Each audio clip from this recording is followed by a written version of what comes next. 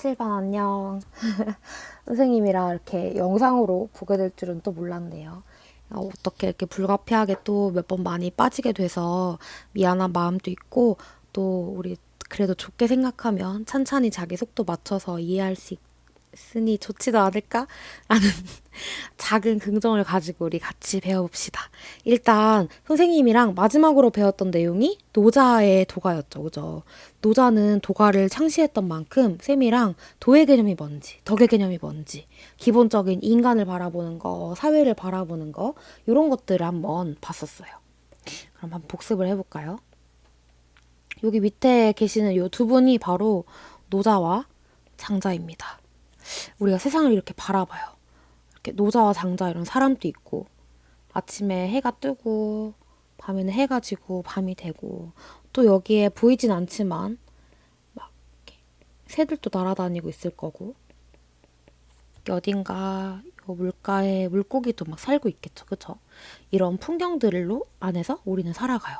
그럼 도는 대체 뭔가? 도는 이 만물들을 다 형성하게 하는, 이 만물들이 있게 하는, 움직이게 하는, 선생님 에어컨으로 막 설명했었죠. 그죠? 그리고 낮이 됐다가 밤이 됐다가 계절이 변했다가 또 막 꽃이 피었다 졌다가 사람들이 태어나고 만나고 죽고 이 모든 것들이 있게 해주는 것이 도라고 했어요. 즉 만물의 생성 원리이자 그리고 근원이자 그리고 변화하는 법칙이자 그런 걸로 설명을 했었죠. 그럼 덕은 뭐냐? 덕은 이 노자와 장자에게도 있겠죠. 이 도의 원리가 인간에게도 있고 이 인간이 그 도의 원리, 즉 자연의 원리를 잘 실천했을 때 밖으로 드러나는 거, 이게 바로 덕이라고 이야기했었죠.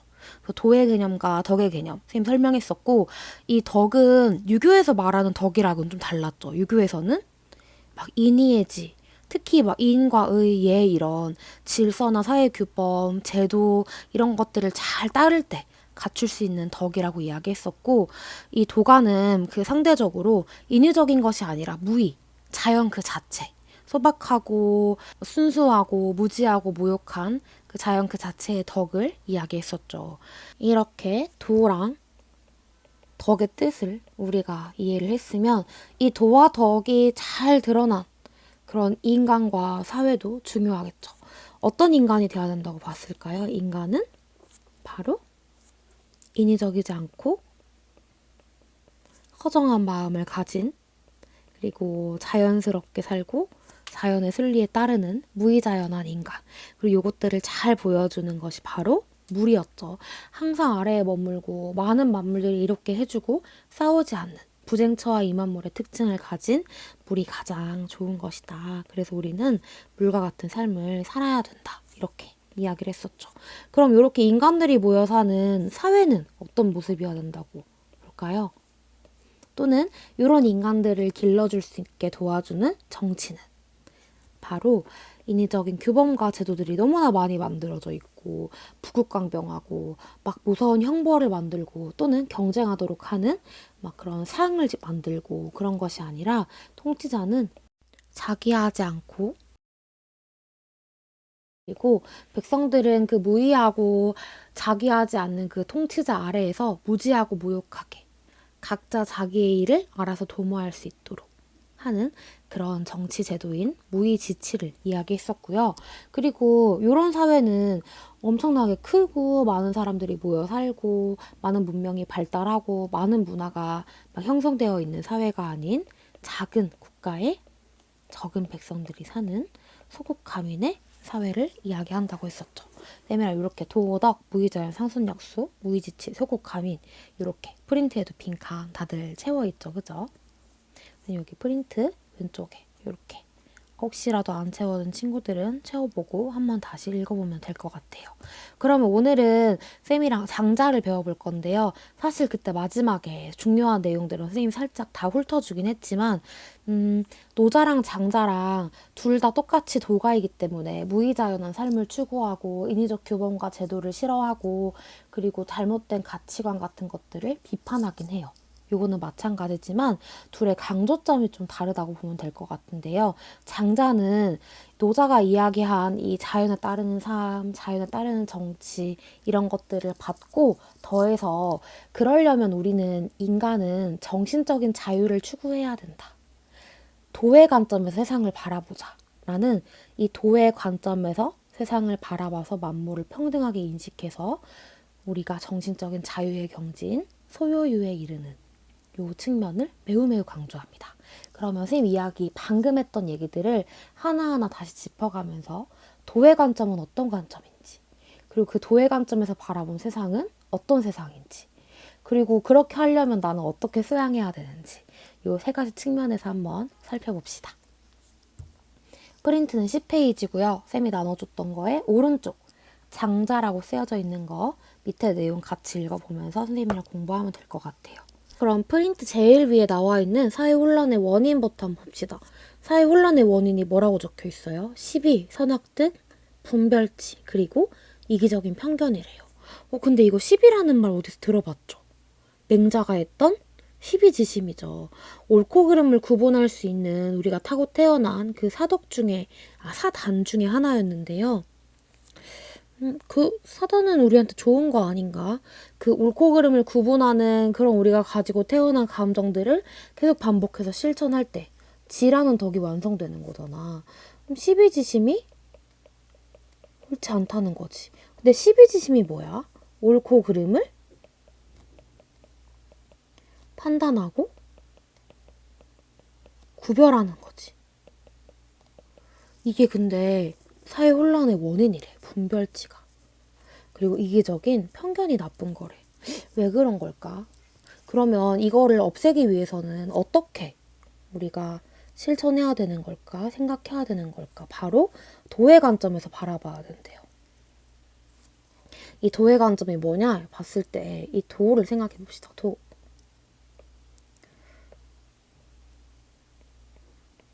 선생님이 그 노자 수업할 때 도 설명하면서 막 지구 그리고 했던 거 기억나나요? 이렇게 뭐 지구에 수많은 생명들이 있겠죠. 여러분들이 지금 오늘 학교 오면서 봤던 것들, 뭐 나무도 봤을 거고, 우리 여기 뭐 카페도 있겠죠. 아, 오늘 학교가 아니겠구나. 독서실에 갔구나. 뭐 독서실이면 독서실에 있는 풍경들, 막 책도 있을 거고, 옆에서 내가 공부하고 열심히 공부하고 있는 친구도 있을 거고, 그리고 그걸 바라보는 막 나도 있을 거고, 그리고 지금은 밤일지 낮일지는 모르겠네요. 그리고 오늘 학교 오다가 본 귀여운 고양이도 있을 거예요. 그죠? 뭐 이런 것들을 우리가 생각을 해볼 때 우리 인간이 바라보는 걸 보면 낮은 너무 더워. 그리고 밤은 뭐 너무 깜깜해 어두워. 내가 봤던 그 나무 진짜 크다. 아니면 내가 지금 보고 있는 이 핸드폰 되게 비싼 거다. 아니면 좋은 거다. 내 친구는 진짜 예쁘다. 이렇게 뭐 우리 여러 가지 평가적인 언어 등의 일반적으로 쓰는 그런 단어들을 한번 생각을 해보면 인간의 관점에서 바라보는 거죠. 그죠? 고양이는 되게 작아. 근데 고양이 관점에서는 우리가 되게 큰 걸로 보이는 걸 수도 있죠. 고양이는 어떻게 저런 음식을 맛있게 먹지? 근데 고양이 관점에서는 우리가 먹는 게 맛이 없어 보일 수도 있는 거죠. 그리고 뭐 지금 핸드폰이 되게 좋고 비싸고 귀한 거라고 봤겠지만, 공룡들한테, 요새 공룡 얘기 왜 나오지? 어쨌든 공룡들한테는 아무 별로 쓸모없는 물건일 수 있는 거잖아. 전혀 귀하지 않은, 뭐 나무들이 봤을 때도 그렇고. 인간들의 관점에서만 그런 거 아닐까? 그리고 우리가 지금 공부하고 있는 이 성적도 어떻게 보면 또 인간이 만들어낸 규범일 수도 있고. 이거를 좀 돌려서 우리가 바라보는 지금의 내 관점을 벗어나서 도의 관점에서 바라보는 거야. 이 모든 것들을 만들어낸, 이 모든 것들을 움직이게 하는 그 자연의 관점에서 이 모든 자연, 이 모든 것들을 바라보게 되면 어떨까? 귀하고 천하고 또는 값비싸고 값비싸지 않고 작고 크고 막 옳고 옳지 않고 이런 거에 대한 대립이 있을까? 없겠죠. 즉 도의 관점에서 이 만물을 바라보게 됐을 때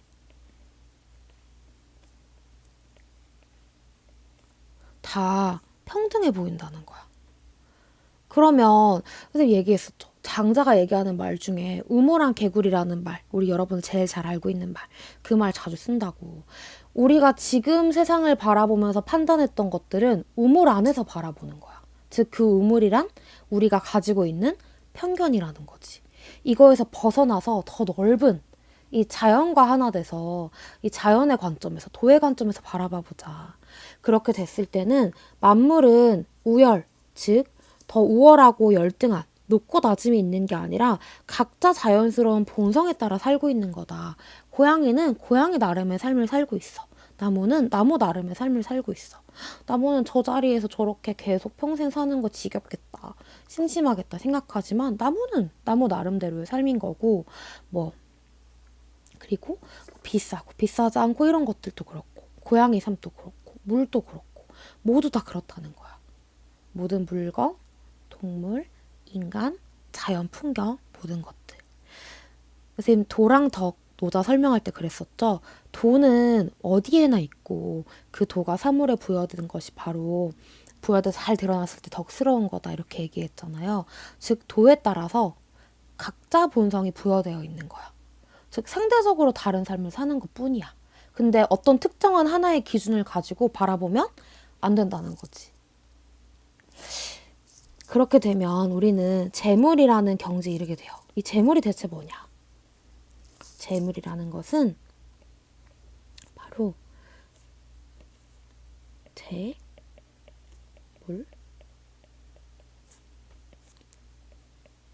재자가 가지런할 날 재자예요. 물자가 만물, 모든 사물들을 말할 때. 선생님 막 그 얘기 했었죠. 우리가 볼 때 예를 들어서 뭐 친구들을 생각해 볼 때, 아니면 사람들, 뭐 이 사회 내가 보는 풍경, 오늘 선생님은 아침에 우리 반 장미를 봤고, 그리고 장미에 붙어 있는 진드기도 봤고, 그걸 떼내기 위해서 막 물도 뿌리고 약을 사야 되나 고민도 했고, 선생님 돈 그 얼마 정도 드나도 생각을 해봤고, 그리고 교무실에 다시 들어갔을 때 우리 문호부장님이 금요일 회의 내용을 뭐 전달해 주신다, 그렇게 생각을 해볼 수도 있고, 친구들이 말하는 2학년 친구들이 좋아하는 연예인은 뭐 이도현도 있고, 제니도 있고, 그리고 뭐 우리 반 또 그 윤리대장이 가인가? 그러면 우리 가이도 있고, 여기 어디다 쓰지?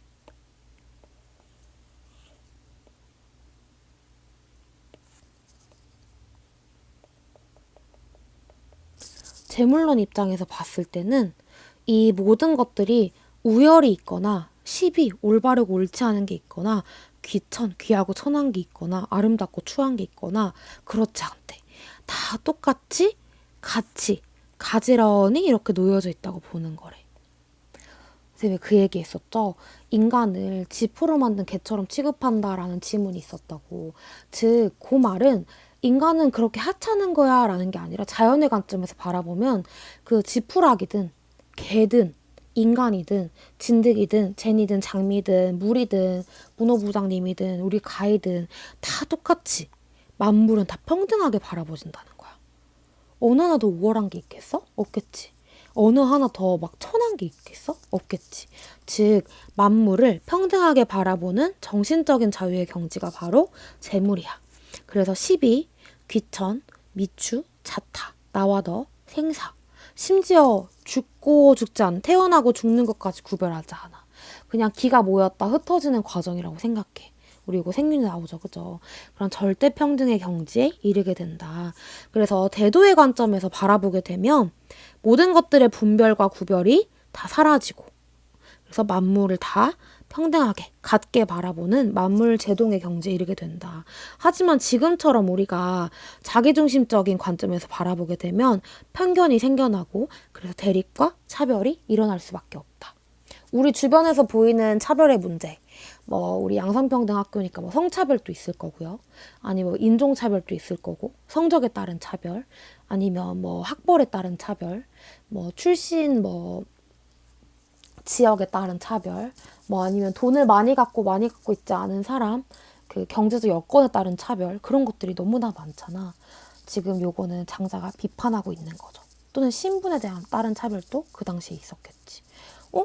그 임금과 백성이 그렇게 다른가? 자연의 관점에서 바라보면 다 똑같은 인간 아닌가? 다 똑같은 거 아닌가? 저기 지나가는 미물이든 내가 지금 저기 바라보고 있는 아주 화려한 어떤 재상이든 똑같은 거 아닌가? 우리가 그걸 구별해야 되는가? 이제 구별하지 않게 되는 정신적인 자유의 경지가 바로 재물이에요. 이렇게 됐을 때 우리가 누릴 수 있는 자유가 바로 소유유라고 합니다.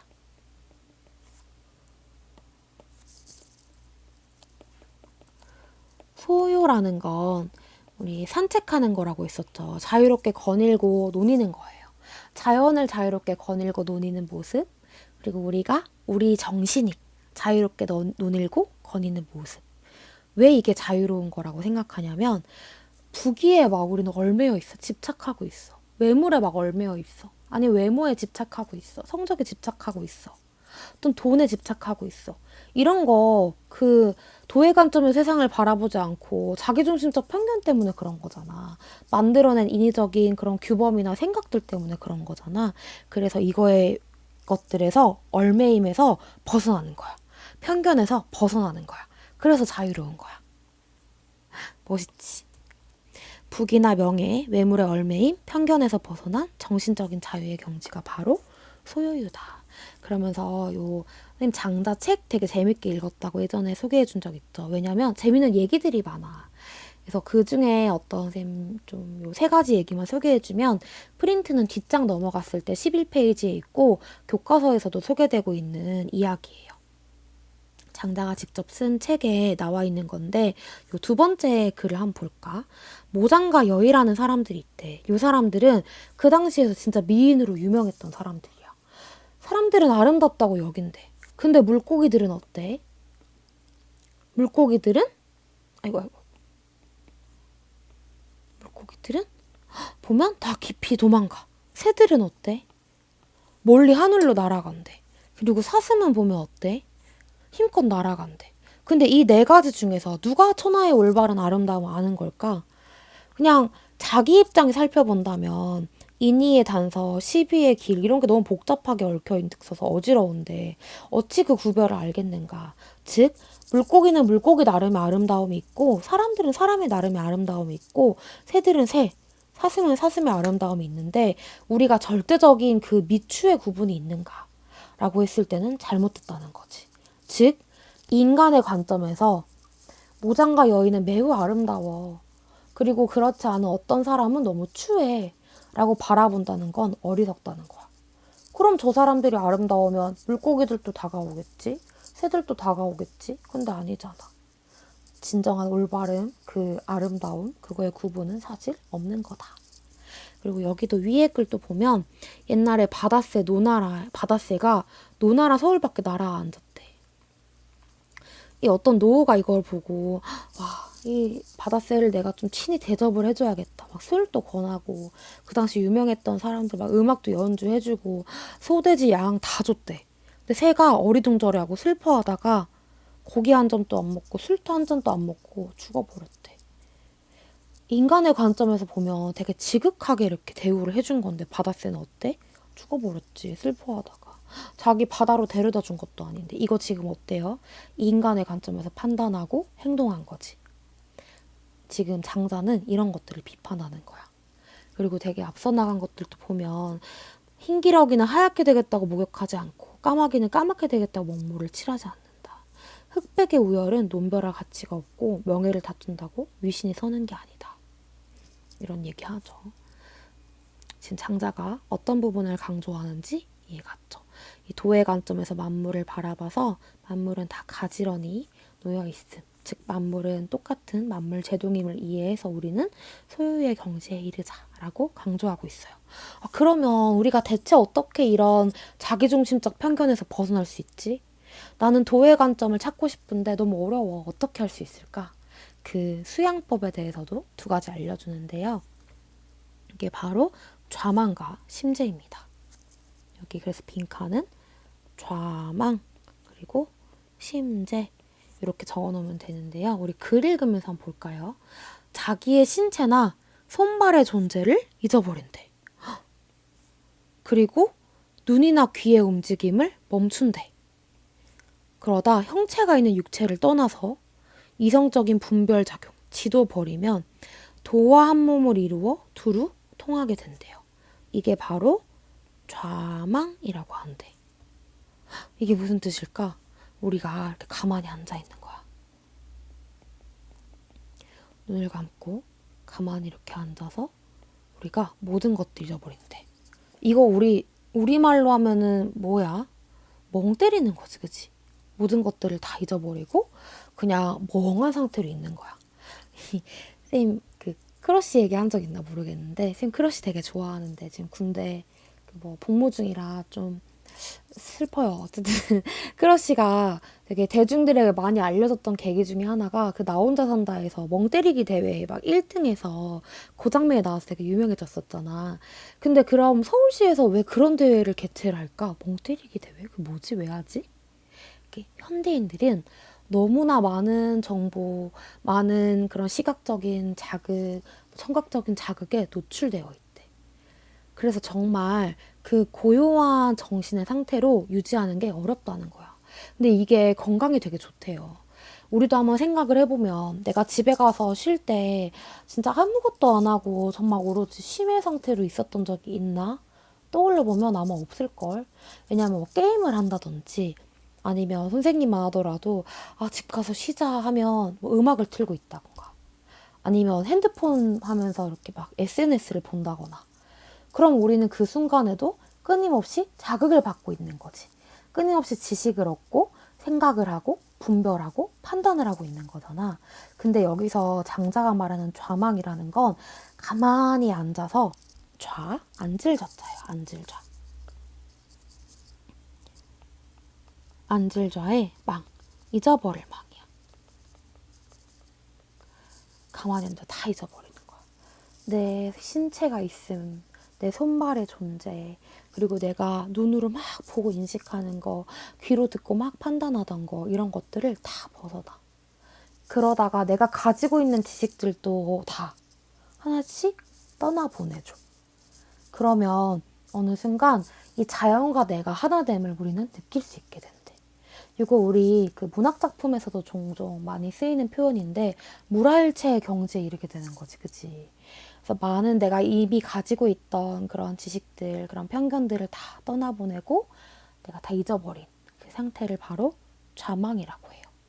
이게 첫 번째로 제시하는 수양 방법이래. 조용히 앉아 자신을 구속하는 일체의 욕망과 차별적인 지식을 버리는 것. 이게 바로 좌망이다. 그럼 두 번째는 뭘까요? 두 번째는 바로 심재라고 해요. 심재는 마음 심자에 비율 지자야. 이것도 글을 한번 읽어볼까요? 너의 뜻을 하나로 통일하여 귀로만 듣지 말고 마음으로 들어라. 귀로 이제 안 듣고 마음으로 이제 통해서 듣게 되는 거야. 근데 이거를 하게 됐으면 마음으로 듣지 말고 귀로 들으래. 즉 귀로 듣는 거에서 그치고 마음은 바깥사물과 부합하는 데서 그치지만 내가 이제 이거를 친구들 얘기를 막 귀로 듣고 눈으로 인식하다가 마음으로 바라보게 되는 거지. 그럼 바깥사물과 부합하는 데 정도까지 못 간대. 근데 이 기운으로 듣게 된다면 인식을 하는 거지. 우리가 느끼는 거지. 그렇게 되면 텅 비움으로써 바깥사물을 있는 그대로 맞아들인다. 즉 도는 오로지 텅 비우는 곳에 모이는 법이다. 이 텅 비우는 경지에 이르는 것을 바로 심재라고 한다. 이렇게 얘기하네요. 심재는 마음을 깨끗하게 비우는 거래. 우리가 지금 도의 경지 이렇게 얘기해서 너무 멀리 느껴지지만 사실 친구들을 만날 때도 그래. 뭐 소개팅을 가. 아니 소개팅이 아니더라도 뭐 처음 만나는 친구들을 이제 우리 대학교에 가겠네. 이렇게 만나게 돼요. 그러면 처음 신입생들 만나게 됐을 때 아무것도 모르는 상태로 그 친구들을 만났을 때는 편견이 없는 상태니까 그 친구의 모습을 있는 그대로 받아들이게 되잖아. 근데 내가 다른 친구들한테 야, 쟤 옛날에 이랬었다? 쟤 진짜 저러니까 뭐 어떻게 생각해? 아니면 쟤 옛날에 인기 진짜 많았는데 쟤 이렇다? 되게 멋있다? 이런 얘기를 듣고 만나게 되면, 즉 내 마음이 텅 비워져 있는 상태가 아니고 그 사람을 만나게 되면 어때요? 온전히 받아들이지 못하게 되지. 편견이 생길 수밖에 없지. 그 친구의 본 모습 있는 그대로의 그 타고 태어난 그 모습을 받아들이고 인식할 수가 없는 거잖아. 그것처럼 우리 모든 것들, 사물이든 사람이든 자연이든 모든 것들을 우리가 그대로 받아들이기 위해서는 심재가 필요하다. 즉, 우리가 도의 관점의 세상을 바라보려면 좌만과 심재의 방법을 통해 우리는 끊임없이 수양해야 된다. 이렇게 말해요. 여기서도 우리 유교랑 되게 차이 나서, 유교는 집이 막 우리가 열심히 계속 실천해. 막 호연지기 막 길러. 막 예치면 흑기봉래. 얘를 막 실천하고 따르고 공부하고 이래서 막 내 그 사육을 막 극복하고 막 이런 거 얘기하거나, 여러분 최근에 배웠던 경물치지만 생각해봐도 막 경물, 이 이치를 파악하기 위해 많은 사물들을 막 연구해. 뭔가 쌓는 거에 집중하는 반면에 노자도 마찬가지지만 장자는 어때요? 비우는 거에 관점을 두고 있지. 이것도 도가의 가장 큰 특징입니다. 그러면 이렇게 됐을 때 사람들의 마음은 마음이 비우게 되고, 그럼 아까 얘기한 대로 소통을 할 수 있게 되고, 다른 사물들과 내가 하나가 되는 상태. 모든 사물들을 평등하게 바라보는 상태. 인위적인 게 아닌 자연 그대로 인식하고 따를 수 있는 상태가 되고, 이때 바로 우리는 그런 모습을 진인이다. 참된 사람이다. 라고 해요. 이 참된 사람은 일체의 대립과 분별에서 벗어나 자연과의 무라일체의 경지에 이른 사람을 뜻하고요. 그래서 도가에서 강조하는 이상적 인간상은 바로 진인입니다. 그 외에 무라를 구분하지 않는 게 진정한 지인이다. 공을 의식하지 않는 게 신인이다. 명예를 무시하는 게 성인이다. 이런 것도 얘기하는데 요거는 그냥 참고로 알아두면 될 것 같아요. 그럼 요거 바탕으로 프린트 한번 다시 확인해보면 위에 도 내용 있고 여기 빈칸은 재물, 그리고 그 재물, 모든 만물을 다 평등하게 바라보는, 즉 우리 부귀명예 외물의 얼매임, 편견에서 벗어난 정신적 자유의 경지인, 이거 소유라고 적었네. 소유, 그리고 이것들을 위해서 우리 수양해야 되는 방법으로 좌망, 심재, 밑에도 마찬가지로 좌망, 심재, 그리고 밑에 진인, 이렇게 체크해두면 될 것 같네요. 그럼 노자랑 장자 이거 배웠던 내용 바탕으로 선생님이 나눠줬던 문제, 그 고구마 있는 그거 뒤에 넘기면 나오는 그 문제 있죠? 작년, 재작년에 나왔던 6월, 9월 수능 기출 문제거든요. 그거 한번 꼭 풀어보고 쌤이 이 영상이랑 같이 첨부해서 여러분들한테 보내준 그 풀이 내용, 그거 보면서 한번 다시 꼼꼼하게 확인해보세요. 그 선생님이 적어준 풀이를 봤는데도 그래도 잘 모르겠다, 좀 헷갈리거나 어렵거나 그런 거 있으면 선생님한테 가지고 와서 질문해도 되고, 아니면 뭐 패매로 물어봐도 되니까 시험 전까지 얼마든지 질문하고요. 그리고 오랫동안 공부도 하고 준비하느라 힘들었을 텐데 뿌듯한 결과 있으면 좋을 것 같아요. 일단 화이팅! 안녕!